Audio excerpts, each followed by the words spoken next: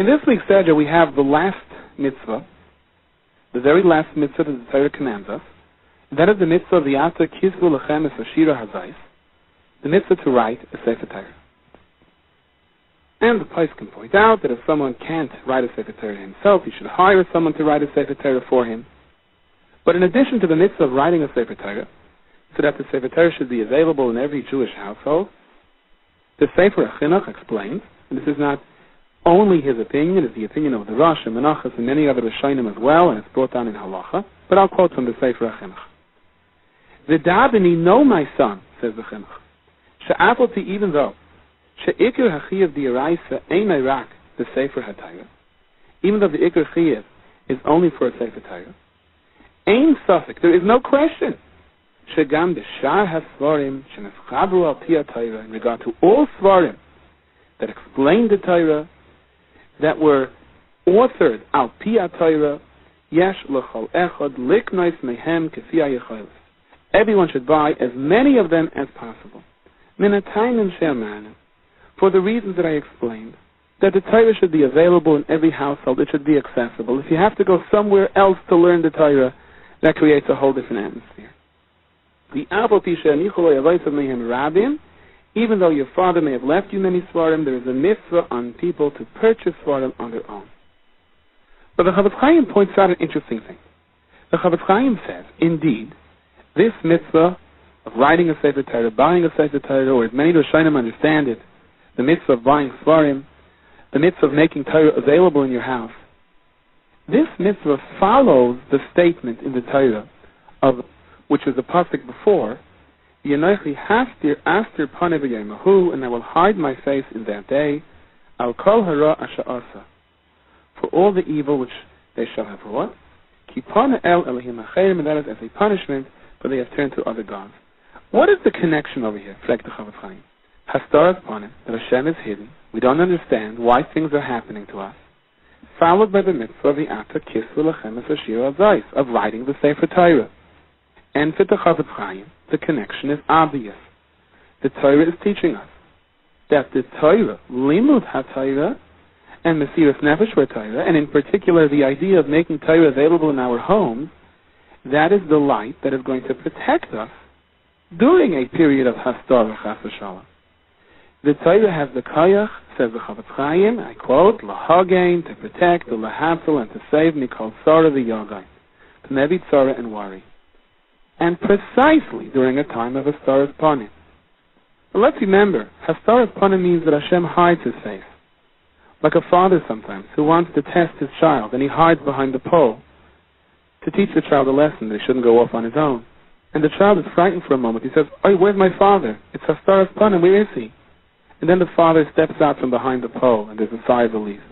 But the truth is, all along, even when the father was behind the pole, he was still looking at his son. It's just that the son couldn't see the father.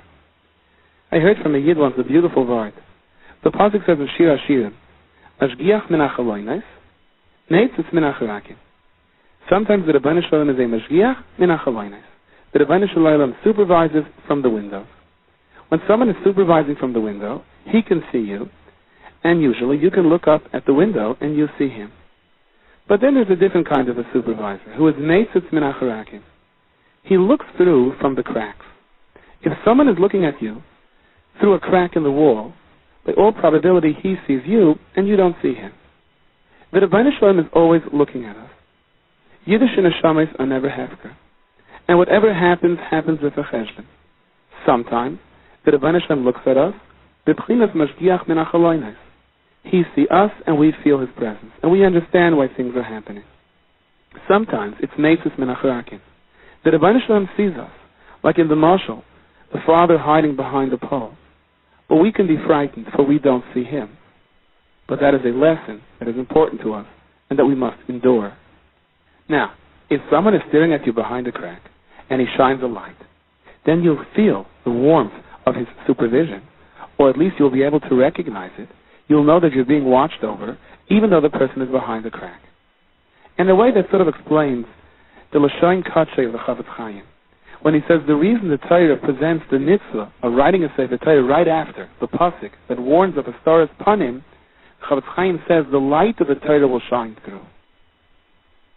When? Even during a time of a star's bana. Limud HaTorah and Mesiras Nefesh or Limud HaTorah brings betachin and amunah in a yid's heart, even during a time that the Rebbeinu Shalom is not mashgiach min hachalonos, but rather meitzitz min hacharakim. The emes is that this is a parsha that we almost always read during the Aseres Yemei Tshuva. And the Aseres Yemei Tshuva are always a very trying time for Klal Yisrael as a whole, for the world at large, and for every individual. You know, there's a machlokes, the Rambam and the Ramban, whether tefillah, whether davening, is deraisa or drabanan. The sheet of the Ramban is that tefillah is midrabanan. Davening is midrabanan.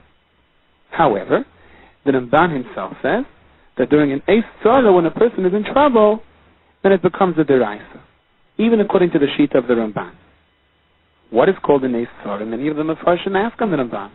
I'll call neshima v'neshima to halal kal. Yid is always in an eis tzara in the sense of we have to always come on to the Rebbeinu Shalom for life. There are those that explain that the Ramban's eis tzara refers to the Aseres Yemei Tshuva. The fate of our lives are being decided now. It has already been written, hopefully, written l'toiv. If not, it is yet to be sealed, and we can still change it through our tshuva. And this warrants all of our koiches for tefillah, for tshuva, and for tzedakah. During the Aseres Yemei Tshuva, especially before Yom Kippur, the halacha is we are supposed to go to our friends and ask them mechila. In case we did anything wrong, please be meichel us. Why Erev Yom Kippur? And why not Erev Rosh Hashanah? Fragt doch some cipher. Apparently it should be before Rosh Hashanah that we go to our friends and we ask them, please be meichel me for what I did. On Rosh Hashanah our fate is written.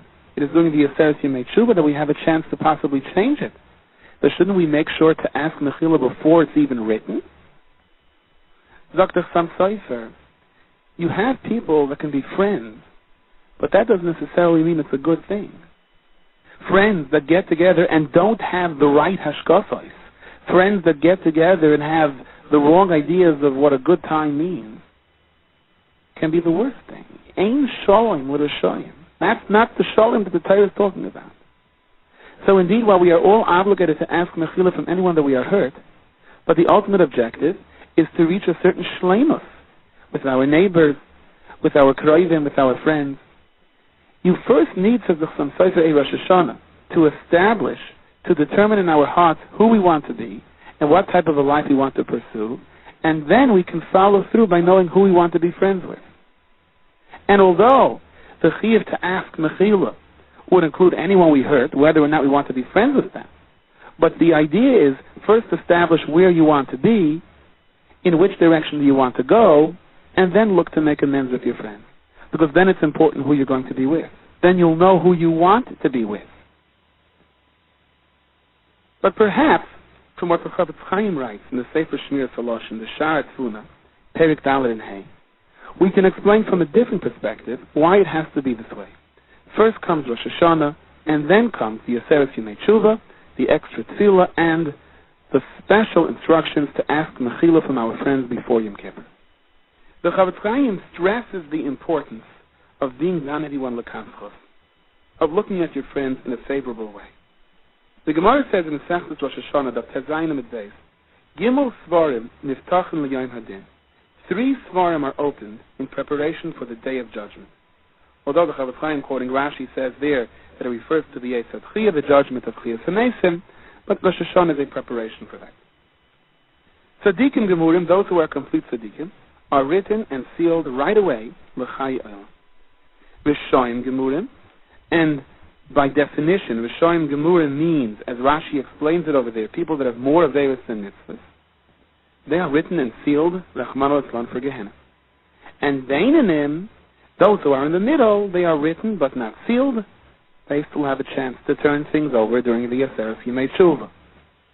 So it is of utmost importance how a person is categorized. Now on the surface it would be simple enough. All of my actions in life are added up. If most are mitzvahs, I'm a tzaddik. If most are averos, I am a rasha. But the Chavetz Chaim says it's far from simple. Because every mitzvah and every avera can be broken down and scrutinized. If chas v'shalom, the Rebbeinu Shalom approaches someone's life with midas hadin, then all of his mitzvahs can be destroyed. Then it could be argued that's a mitzvah. You didn't finish that mitzvah. You didn't do it with enough love, with fear. That's the way you did that mitzvah. And for what? Only for honor. Those mitzvahs don't count. And Rahman al-Islam, when it comes to the Averos, we can look and find many. So one person can do X amount of mitzvahs and X amount of Averos, and it depends how we view it. If a Kadosh Baruch Hu views it with midas hadin, then the mitzvahs fall apart. They don't count. It wasn't done with enough simcha. It wasn't done with enough shleimus. He missed so many details of the mitzvah, and the Averos are amplified, not exaggerated, but carefully positioned, and the net result is more Averos than mitzvahs. This person becomes a rasha. On the other hand, the exact opposite can be true. A person can be judged with midas chesed and midas rachamim, and in terms of his Averos, he didn't really mean it. Oh, that Aveira, never, he was influenced by bad friends. It bothered him so much, like the Rebbe of Zisha said, I have seen many malachim created by the Aveiras of Yidden, but I never saw a whole malach, the Rebbe of Zisha said. Always missing a hand, a foot, a wing. What does this mean? Even when a Yid does an Aveira, he has a guilty conscience, he doesn't really want to do the Aveira, he feels bad afterwards, he feels bad beforehand. So if you look at the Aveiras that way, you begin to diminish the effect of the Aveira. And then you turn to his mitzvahs. He didn't finish the mitzvah, but he wanted to finish the mitzvah.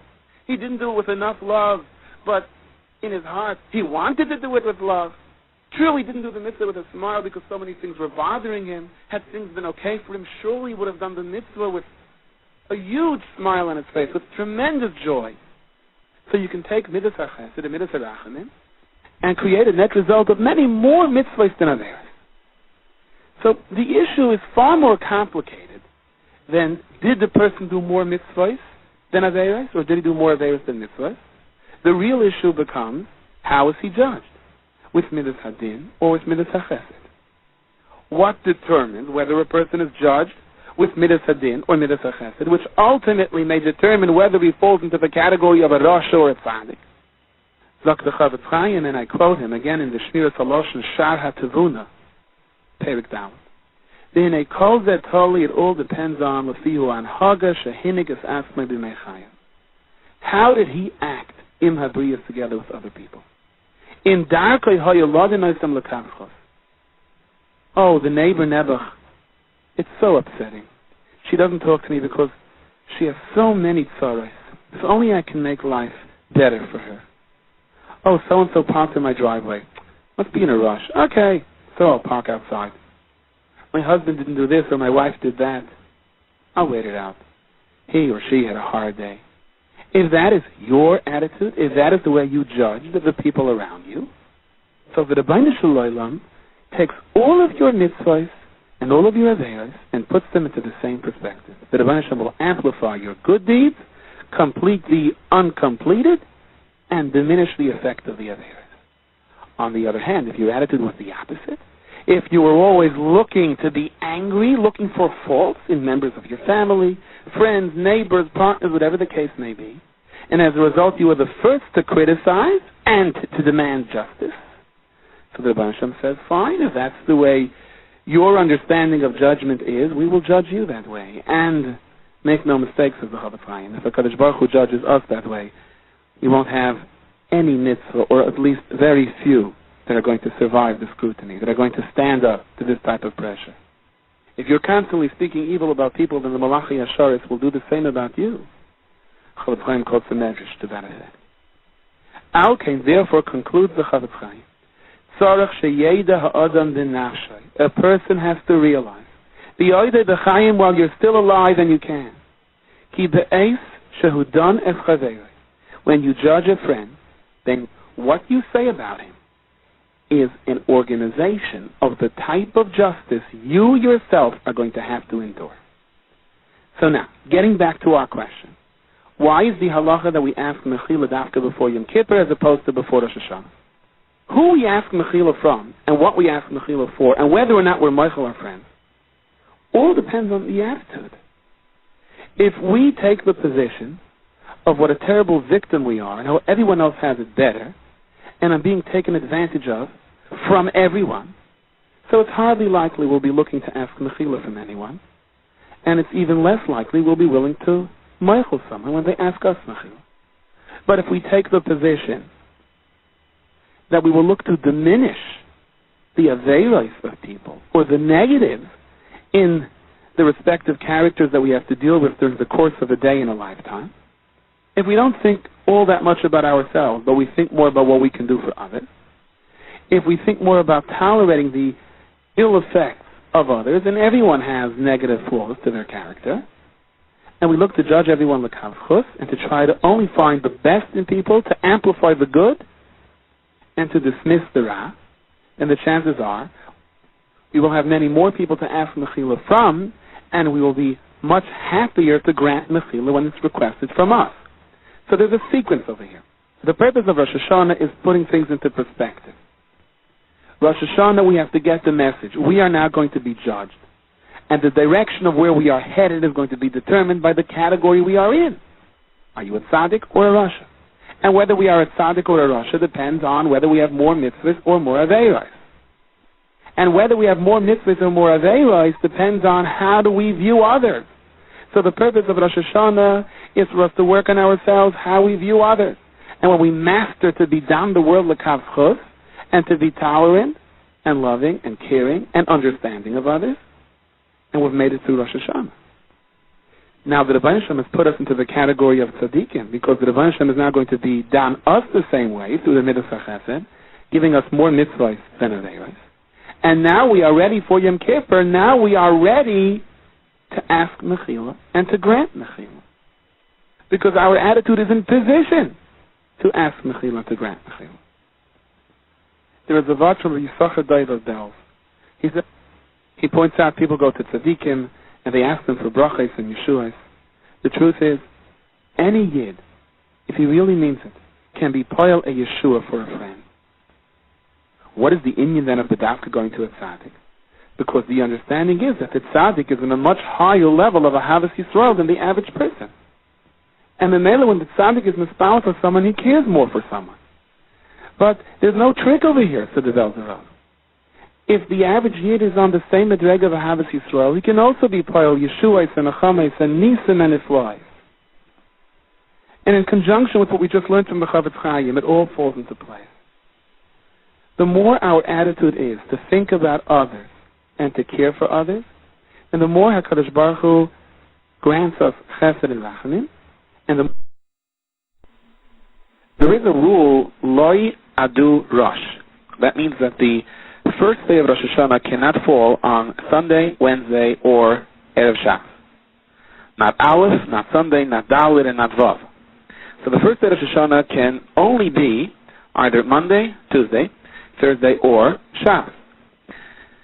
Therefore, it is Mevuyer in Shulchan Aruch, Siman Taf Chaf Ches, that when Rosh Hashanah falls on either Monday or Tuesday, we separate Nitzavim and Vayeilech into two separate kriyas, two separate weeks. Parshas Nitzavim is read the Shabbos prior to Rosh Hashanah, and Parshas Vayeilech becomes Shabbos Shuvah.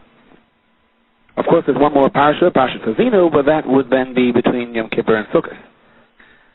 However, if the first day of Rosh Hashanah is Thursday or Shabbos, so what happens automatically is you will only then have one free Shabbos between Rosh Hashanah and Sukkot. One Shabbos will either be Rosh Hashanah or Yom Kippur. Therefore, what happens automatically is that if Rosh Hashanah, the first day of Rosh Hashanah falls on Thursday or Shabbos, the Nitzavim and Vayeilech are combined to one Parsha. And Parshas Hazinu becomes Shabbos Shuvah. It becomes the open Shabbos between Rosh Hashanah and Yom Kippur. Now, if you look at these halachos in Shulchan Aruch about which Parsha is to combine, which Parsha is to separate, they usually come with simanim. And the siman for this is in Daniel. There is a pasuk, Pazbag Hamela, which means the food of the king. That's something that's repeated several times in Daniel. So Chazal dashin like this: Pas Bag Hamelach. Bag Hamelach is Rosh Hashanah, the king of the year, the day that we are Mamluch HaKadosh Baruch Hu on the world, the day that we all stand in front of the king. If that comes out on days or Gimel, on Monday or Tuesday, if that's the day we say Melech HaKadosh, so the rule is pas. What does the word pas mean? Break it up. Like by a Karb Mincha, it says pasois oisa pitim. You break it up into pieces. So when Rosh Hashanah falls, when the first day of Rosh Hashanah falls on either Monday or Tuesday, the rule is you break up Nitzavim from vayeilech. Al pi pashtus, of course, it's just a play of words. Pasgav HaMelech.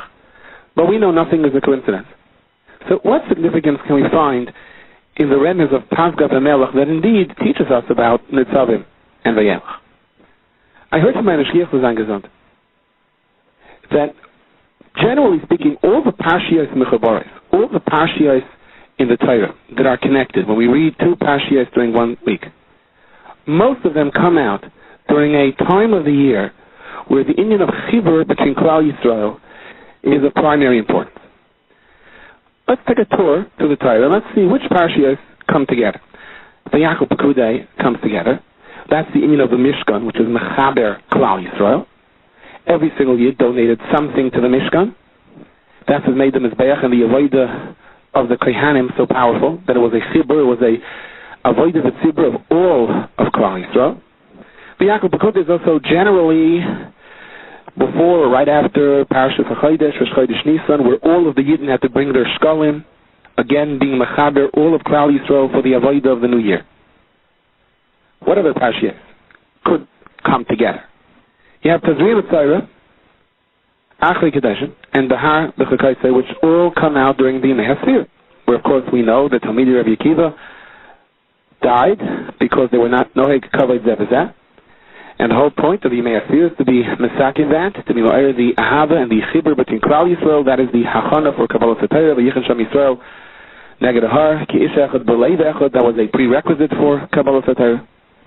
Then you have the possibility of Chukas Balak coming together, Matis Masai. These are during the weeks of the Bein HaMatzar, and we lost the Beis HaMikdash because of Sinas Chinam.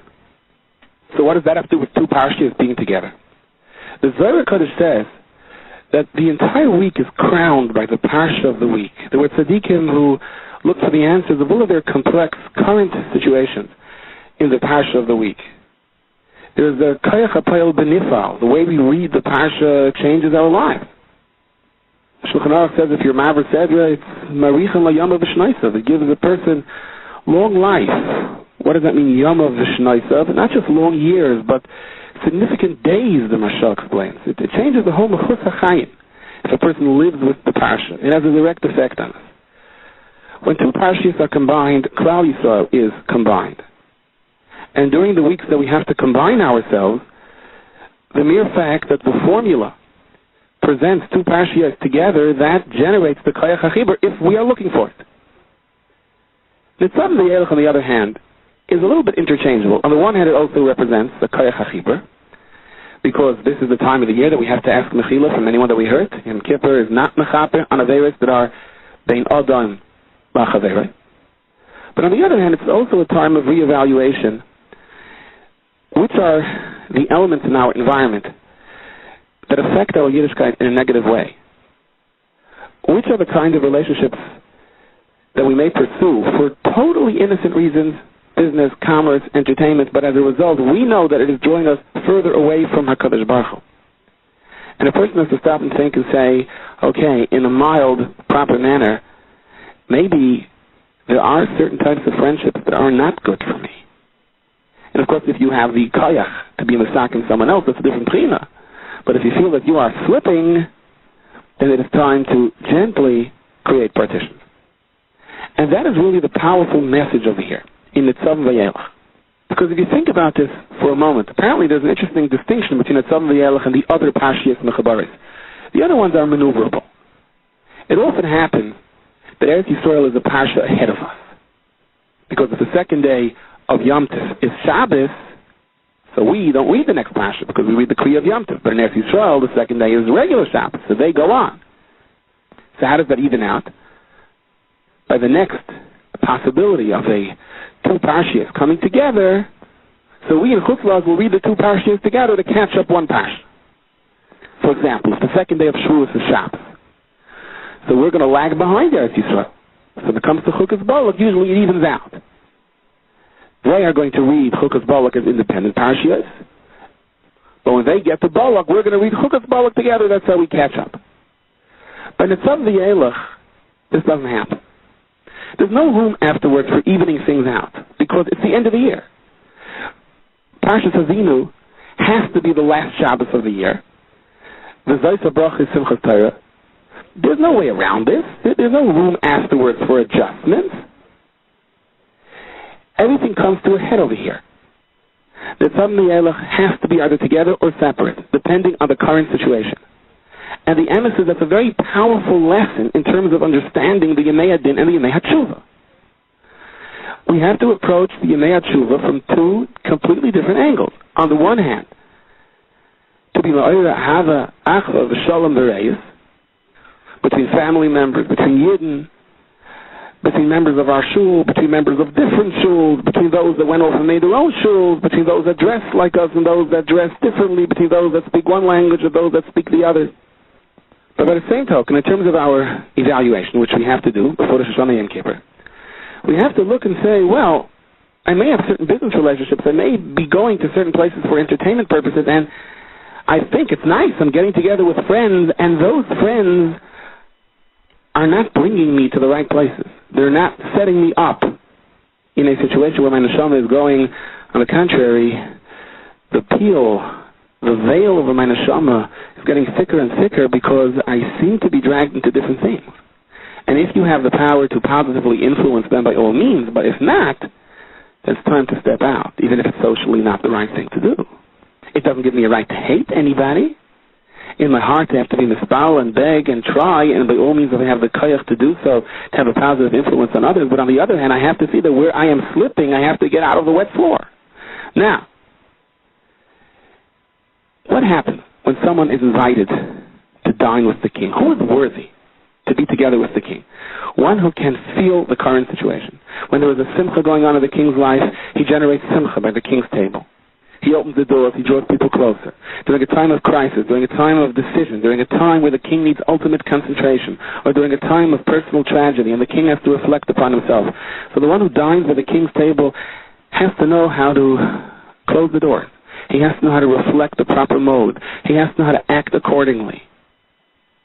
And that perhaps is the remnant, that the formula to know when it's Tzad vayeilech go together or when they are separated are the psukim from Daniel, Pas Bag HaMelech. Yes, if Rosh Hashanah is Beis or Yemos, the first day of Rosh Hashanah is Monday or Tuesday, Pas, you break it up. And if Rosh Hashanah falls the other days, it has to be together. A Yid has to have the power to know when what to attach himself to and what he has to in a mild way, and not thinking that you're better than anyone else, but realistically evaluate your situation and say, I have to separate myself from listening to certain people, from reading certain people, from things that I know simply are having a negative effect on my whole mahus. And only then am I worthy to dine with the king, to accept the malchus that the Yisrael Yimei Tshuva represents. So this year we have vayeilech on its own. Vayeilech Moshe Rabbeinu went. Where did he go?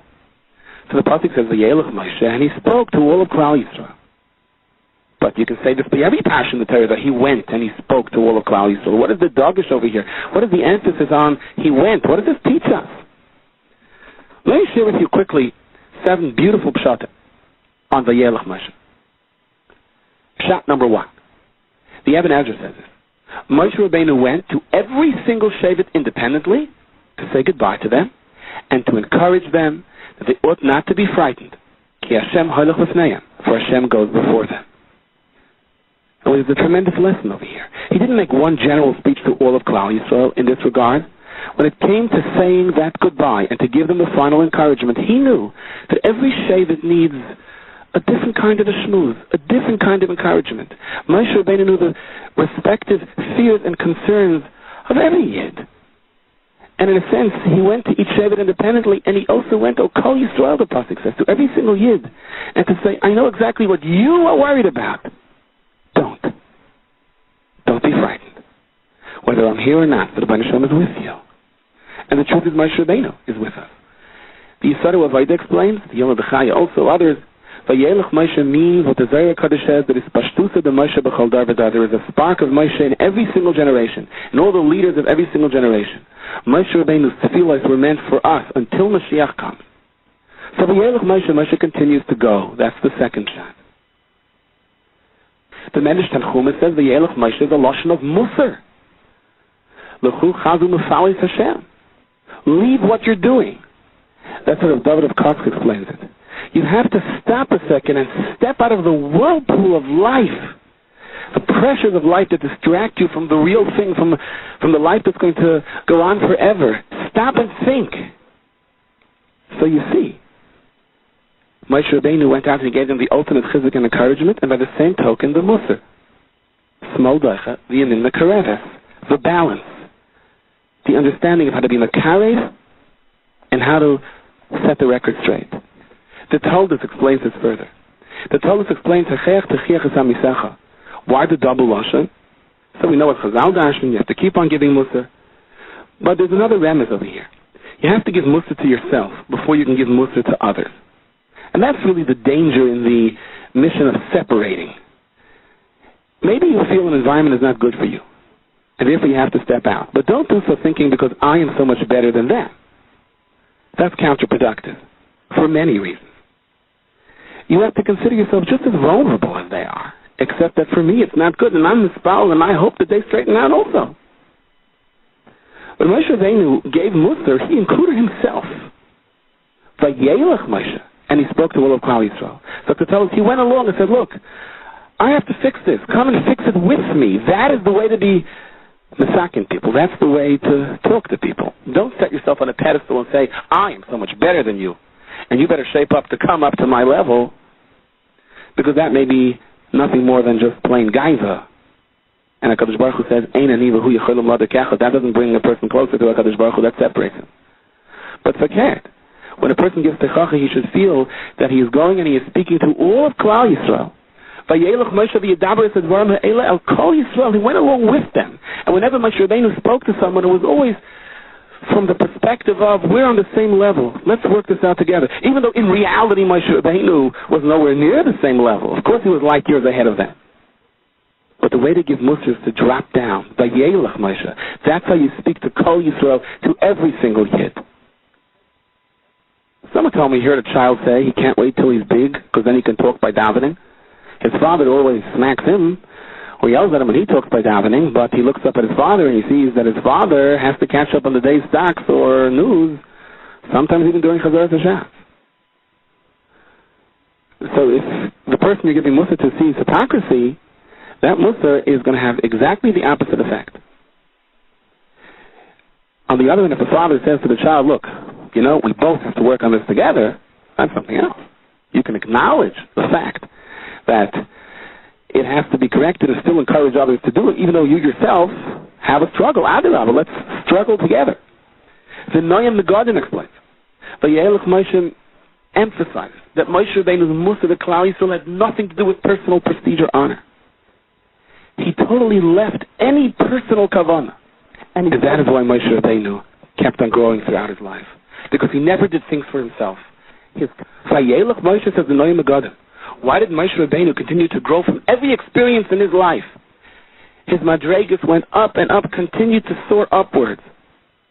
Because Vayedaber es advarim ha'ele el kol Yisrael. Whenever he said anything, he had one intention in mind. That was to benefit any single yid possible in all of Klal Yisrael together. The Talmud also explains Vayeilech Moshe represents the tremendous zrizos, the quickness and the swiftness that Moshe Rabbeinu did these mitzvahs, even though it was the last day of his life.